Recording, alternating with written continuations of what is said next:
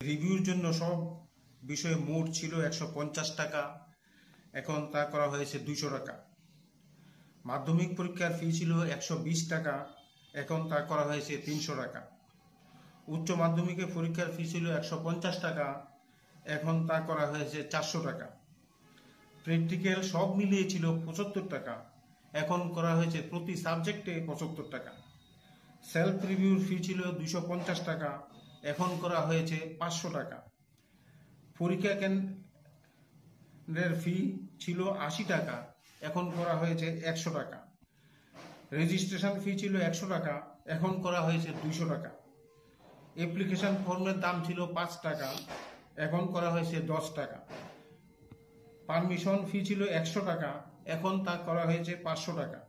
Duplicate যে কোনো সার্টিফিকেটের জন্য ছিল 100 টাকা, এখন তা করা হয়েছে 500 টাকা। পরীক্ষার সেন্টার পরিবর্তন ফি এখন হয়েছে 500 টাকা। এই যে বৃদ্ধি, এই বৃদ্ধির ফলে ক্ষতিগ্রস্ত হবে কারা?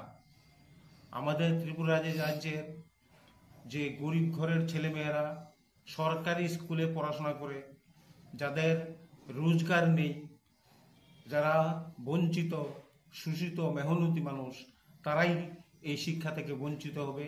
কারণ এই ফি বৃদ্ধির ফলে তারা সেটা বহন করতে পারবে না। তারা আস্তে আস্তে স্কুল ছুট হবে, ড্রপ আউট হবে। এইভাবে ছাত্র সংখ্যা কমে যাবে।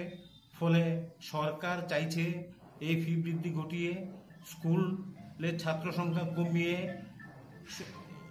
সরকার তাদের শিক্ষার যে দায়িত্ব সরকার নেবে না, আস্তে আস্তে প্রাইভেটাইজেশনের দিকে নিয়ে যাওয়াই সরকারের উদ্দেশ্য। এই উদ্দেশ্যেই সরকারের এই পদক্ষেপ।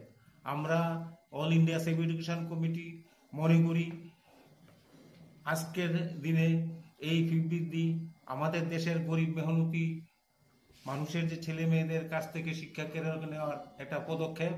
আমরা তার প্রচন্ড